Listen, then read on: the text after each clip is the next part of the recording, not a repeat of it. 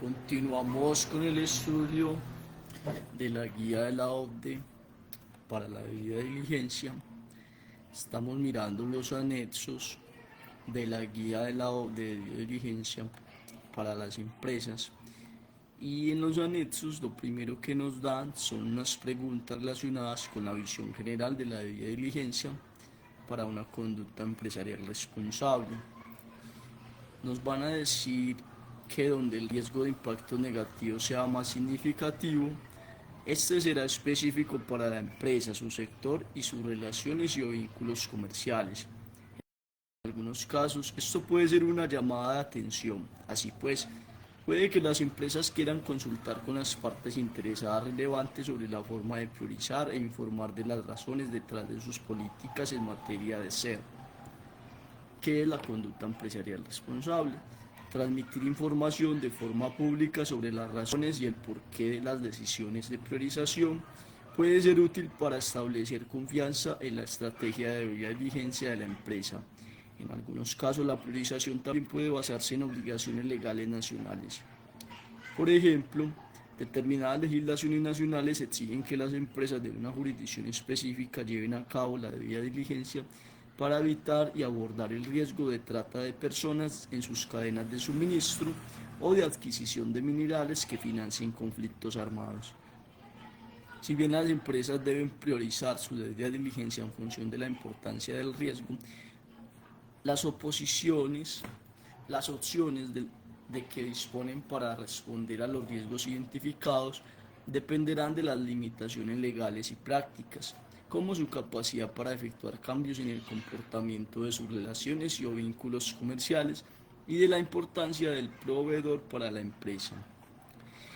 ¿En qué etapas del proceso de debida diligencia es relevante la priorización? La priorización será necesaria cuando las empresas no puedan identificar ni responder de inmediato a todos los impactos negativos asociados a las actividades, relaciones y o vínculos comerciales. La priorización de los riesgos o impactos significativos será relevante tanto cuando las empresas identifiquen los impactos como cuando intenten evitar y mitigar los mismos. Los impactos que se prioricen en cuanto a la prevención y mitigación también serán aquellos a los que se deben hacer seguimiento para garantizar que sean abordados.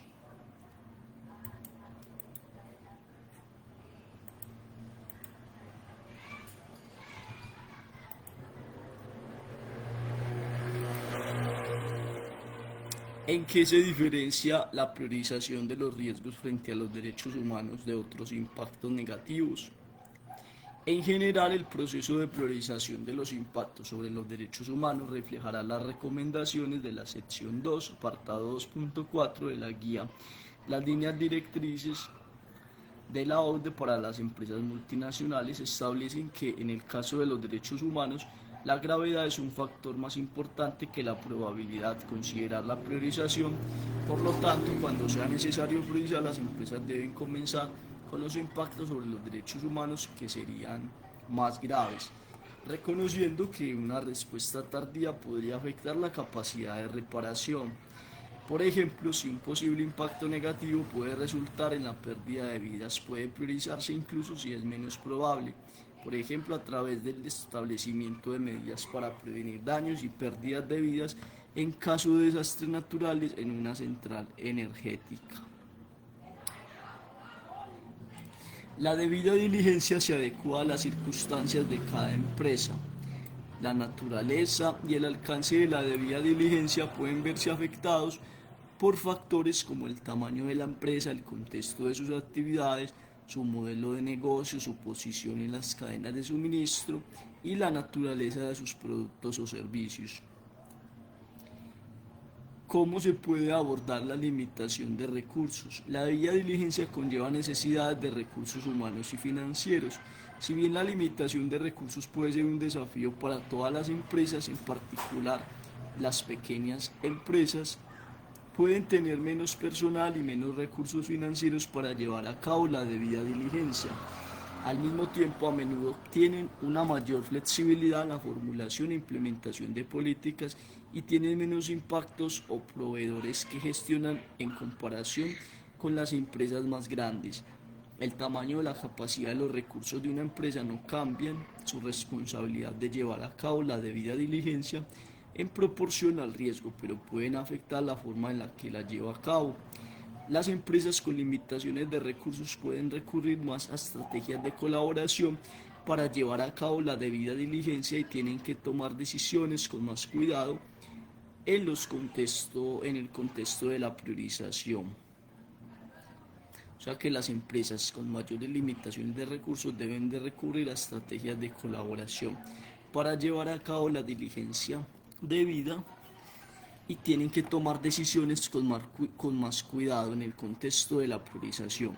También pueden aprovechar los recursos existentes, tales como los modelos de políticas o información pública sobre riesgos en ciertas cadenas de suministro y solicitar asistencia técnica a las asociaciones sectoriales de las que son miembros.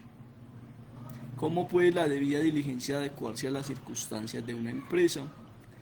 La forma en la que una empresa lleve a cabo la debida diligencia puede verse afectada por factores tales como el tamaño de la empresa, el contexto de sus actividades, su modelo de negocio, su posición en las cadenas de suministro y la naturaleza de sus productos o servicios. En esta tabla se muestran ejemplos de cómo adaptar la debida diligencia de una empresa para adecuarse a sus circunstancias. Se ven los factores y los ejemplos. El primer factor es el tamaño de la empresa. Una pyme o pequeña y mediana empresa con una influencia limitada sobre sus proveedores y con recursos limitados para asignar al desarrollo de la capacidad de los proveedores para que cumplan con las exigencias del hacer, puede considerar el establecimiento de procesos sólidos de precalificación en los que solo participen los proveedores que cumplan unos mínimos elevados en materia de ser. De este modo, la pyme reduce la cantidad de recursos necesarios para identificar, monitorear o prevenir impactos una vez que el proveedor haya sido incorporado. Una multinacional grande con numerosos proveedores y relaciones y o vínculos comerciales en diversos contextos de alto riesgo puede recurrir a oficinas en los países con personal destinado y capacitado a cargo de supervisar la debida diligencia en el terreno.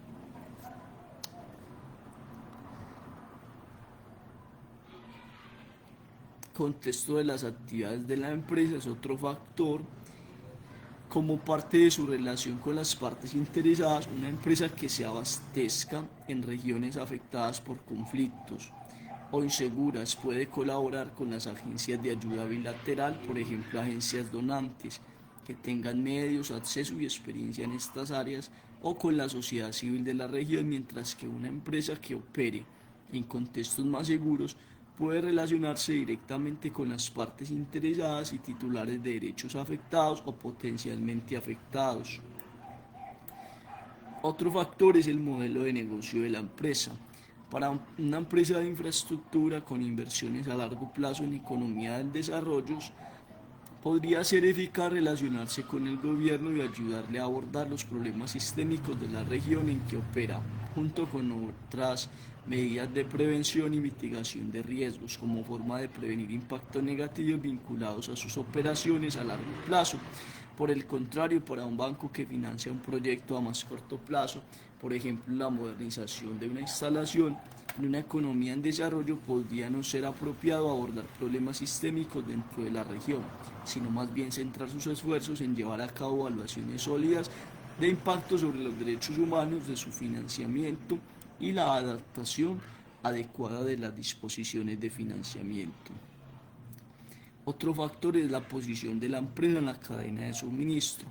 Una empresa de distribución, por ejemplo, un minorista, puede realizar evaluaciones a sus proveedores intermediarios para evaluar cómo están llevando a cabo la debida diligencia con el objetivo de identificar riesgos de trabajo infantil. Una empresa que opere como intermediario en una cadena de suministro puede establecer la trazabilidad a sus relaciones y o vínculos comerciales con proveedores que operen en áreas de riesgos más altos para identificar los riesgos del trabajo infantil. En ambos casos se da prioridad al trabajo infantil, pero la forma en la que cada empresa identifica el riesgo es diferente según su posición en la cadena de suministro. Naturaleza de los productos y o servicios de la empresa. Ese sería otro factor.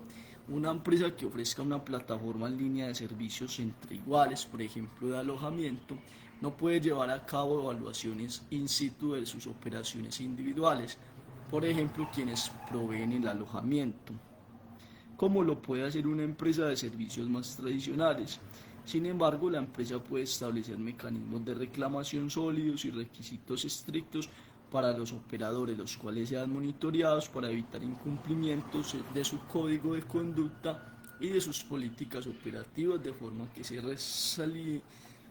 que se desaliente y se reaccione rápidamente a los infractores.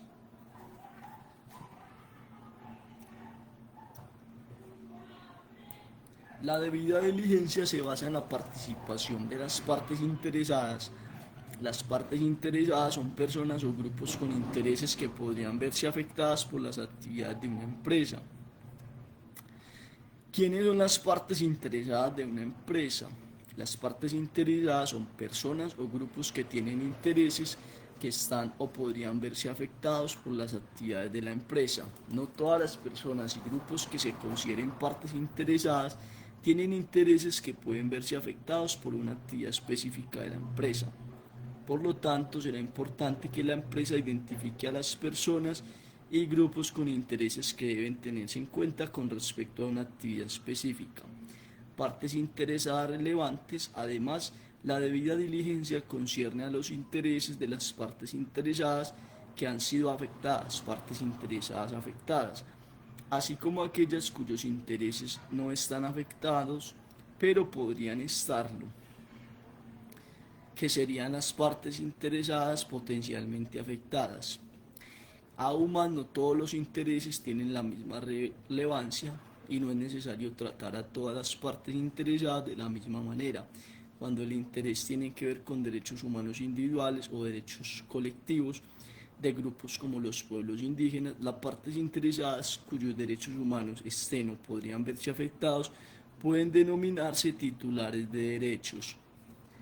Las partes interesadas podrían variar. Las partes interesadas variarán según la empresa y sus actividades. Por ejemplo, entre las partes interesadas y los titulares de derechos afectados y potencialmente afectados se pueden incluir comunidades a nivel local, regional o nacional, trabajadores y empleados, incluidos aquellos con contratos informales en las cadenas de suministro y los sindicatos, consumidores o usuarios finales de producto. Además, entre las partes interesadas relevantes que podrían ser importantes para un involucramiento y participación significativa, se pueden incluir ONG, organizaciones locales de la sociedad civil e INDH, o Instituto Nacional de Derechos Humanos, organizaciones comunitarias y defensores locales de derechos humanos, homólogos del sector, gobiernos anfitriones, locales, regionales y nacionales, socios comerciales, inversionistas, accionistas. Existen muchos recursos para ayudar a las empresas a identificar a sus partes interesadas. En situaciones en que existe un gran número de partes interesadas o titulares de derechos afectados o potencialmente afectados, la empresa puede relacionarse con representantes fiables de las partes interesadas, en particular cuando la relación con personas individuales podría socavar ciertos derechos o intereses colectivos.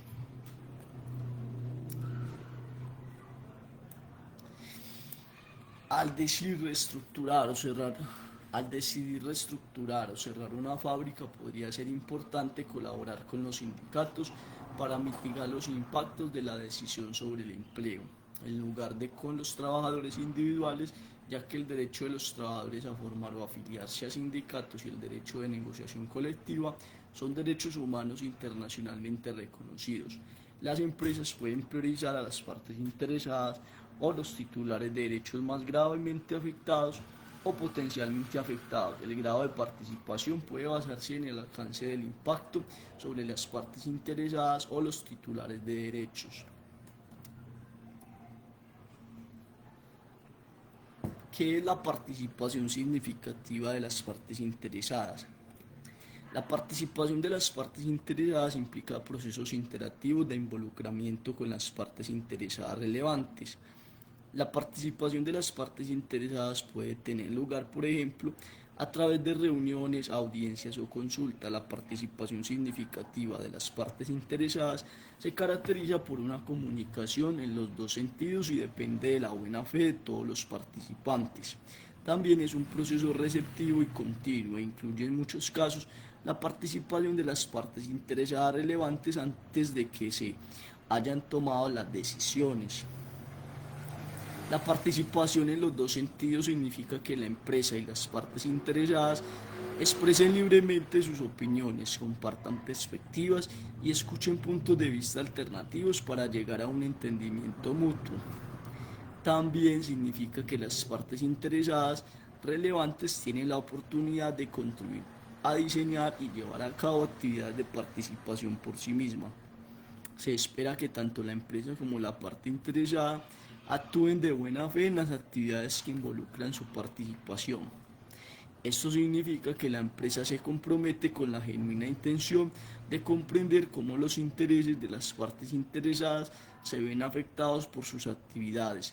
Significa que la empresa está preparada para enfrentar los impactos negativos que causa o los que contribuye a causar y que las partes interesadas representan honestamente sus intereses, intenciones y preocupaciones.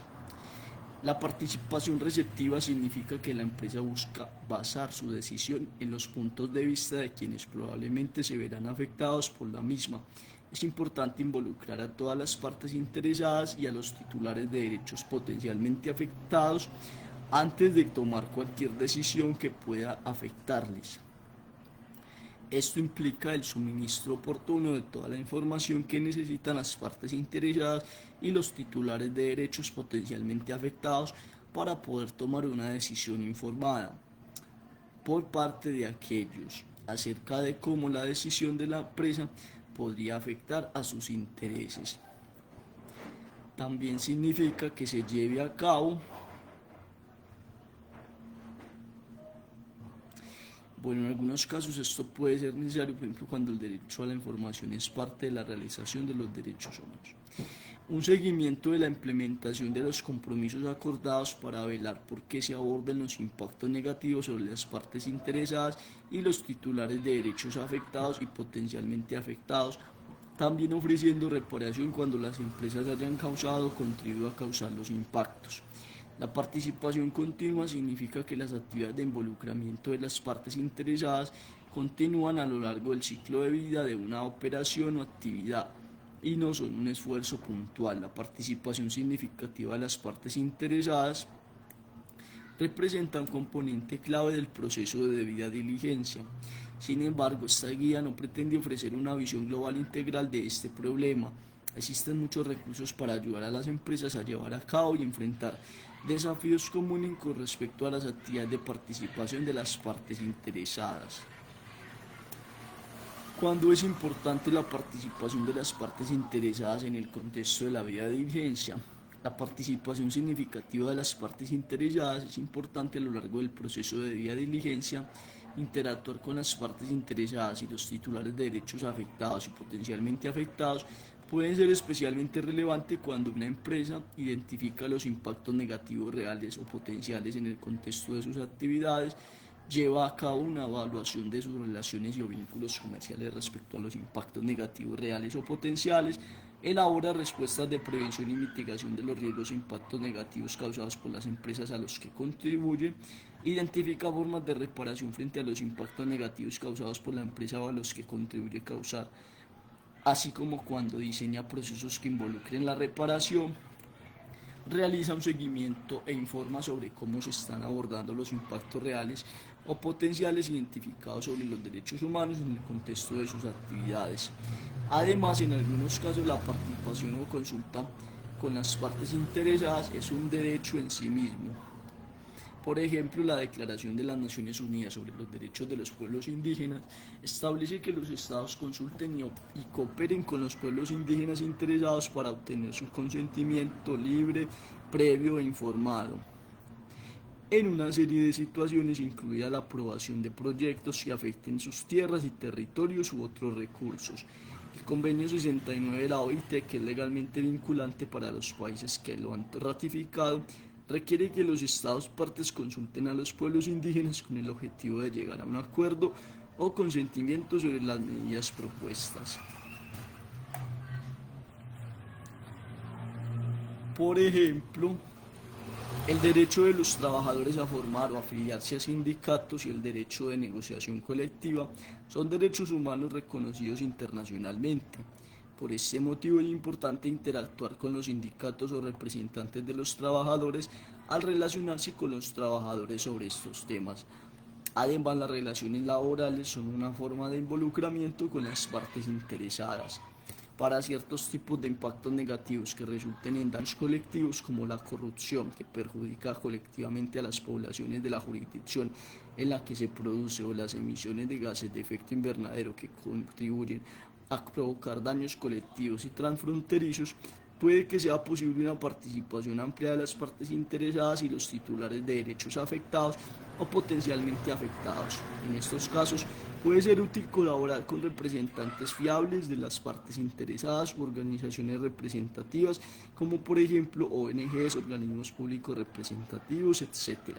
Más allá de la participación de las partes interesadas, las empresas también pueden consultar con expertos sobre temas o contextos específicos, por ejemplo, académicos, ONG, organizaciones locales, para obtener asesoría en el desarrollo e implementación de actividades de debida diligencia.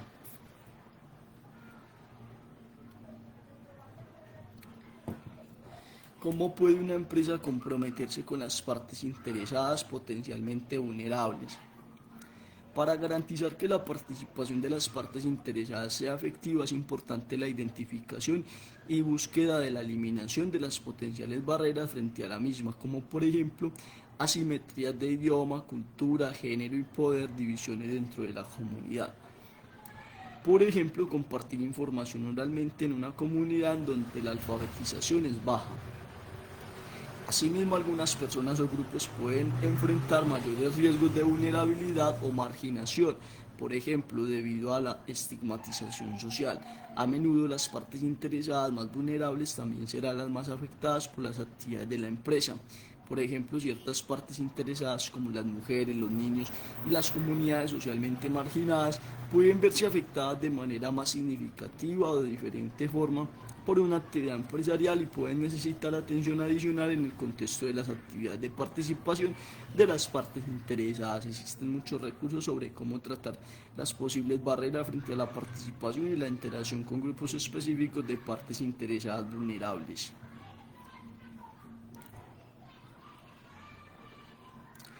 Las empresas pueden colaborar a nivel sectorial o intersectorial, así como con las partes interesadas relevantes a lo largo del proceso de debida diligencia, si bien siempre siguen siendo responsables de garantizar que su debida diligencia se lleve a cabo de manera efectiva.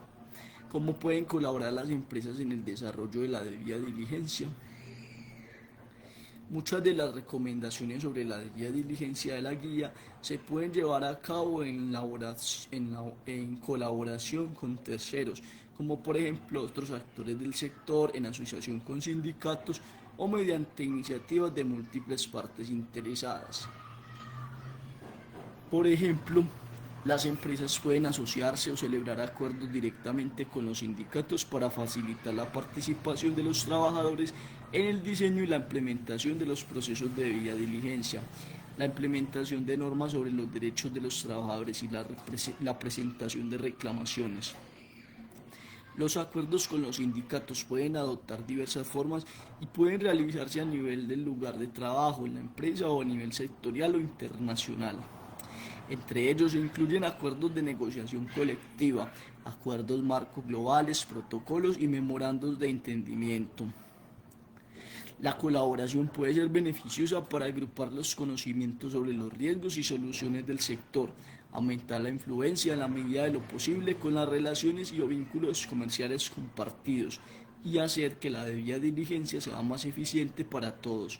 Por ejemplo, mediante reconocimiento de las evaluaciones existentes sobre las relaciones y o vínculos comerciales y mediante esquemas comunes de representación de información para las relaciones y los vínculos comerciales. Los costos compartidos y los ahorros suelen ser un beneficio de la colaboración del sector. La participación en una iniciativa de colaboración no transfiere a esta la responsabilidad de la empresa sobre los impactos negativos que causa, contribuye a causar o con los que está directamente vinculada. Cuando una empresa participa en una iniciativa de colaboración para llevar a cabo la debida diligencia, primero debe evaluar la calidad de la iniciativa. Esto podría incluir consultar la opinión de las partes interesadas relevantes sobre la fiabilidad de la iniciativa, el evaluar si la iniciativa y sus procesos son fiables, es decir, si se alinean con las recomendaciones de esta guía, velar porque las estrategias de colaboración se apliquen y se adapten a la empresa en la forma necesaria para constituir una debida diligencia suficientemente sólida, ser participantes activos en la colaboración, aplicar un buen gobierno cuando la colaboración se realice a través de una iniciativa formal.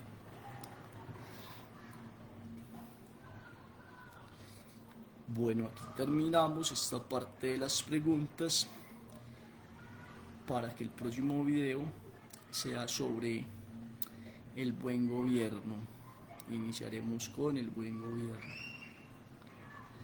Espérame, miremos a ver qué sigue acá.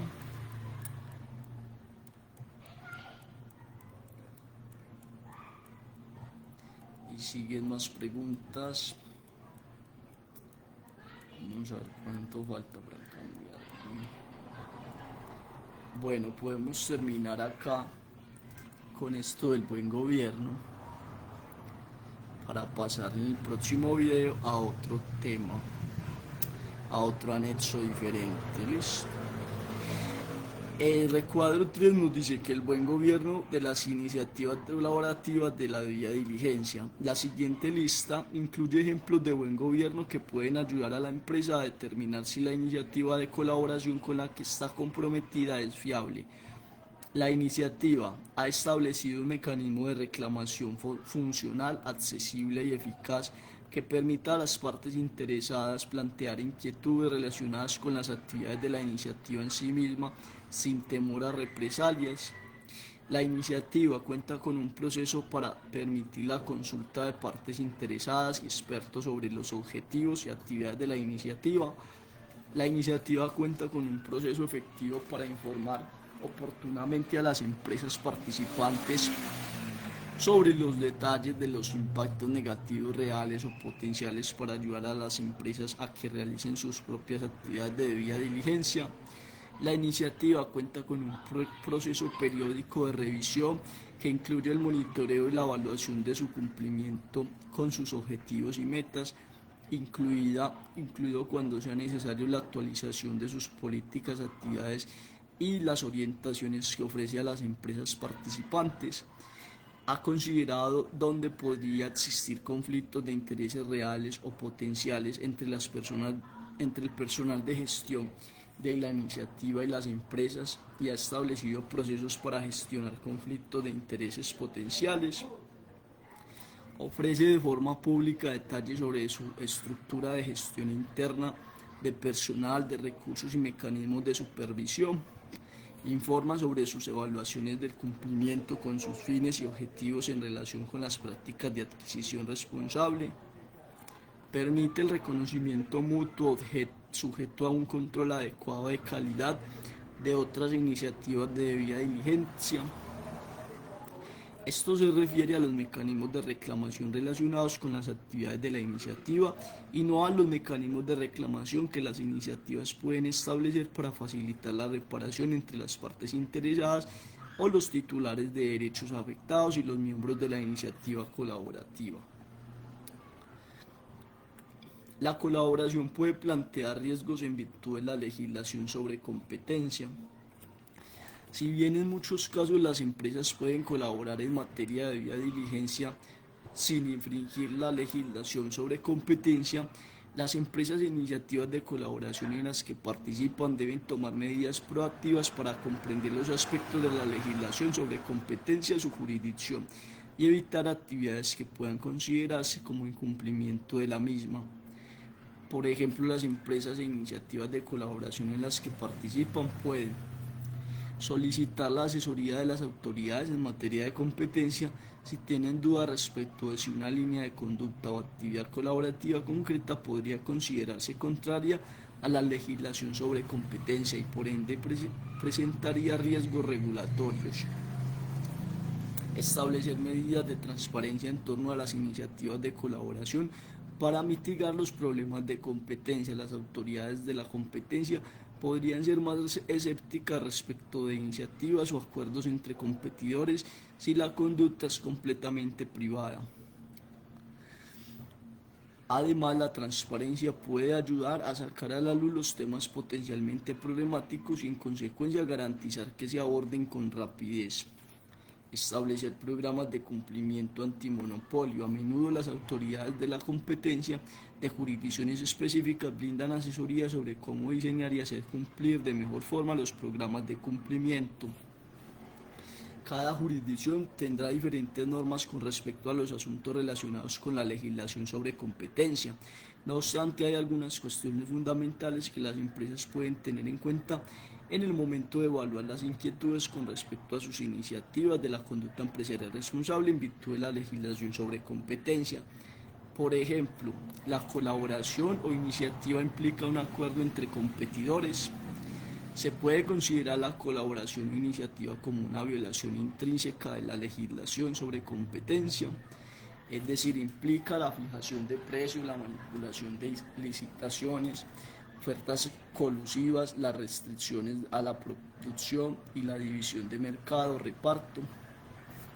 La colaboración o iniciativa tiene un impacto anticompetitivo, es decir, afecta a los mercados de consumidores, por ejemplo, mediante fijación de precios más altos o disponibilidad limitada de bienes y servicios, con independencia de que no busque restringir la competencia. En conjunto, los impactos favorables de la colaboración o iniciativa para la competencia superan los impactos anticompetitivos. Existen beneficios de interés público producidos por la colaboración o iniciativa que puedan incluirse o anular una prueba de equilibrio. Listo, ya siguen las preguntas relacionadas con el proceso de debida diligencia, estas son muy importantes, las veremos entonces en un próximo video.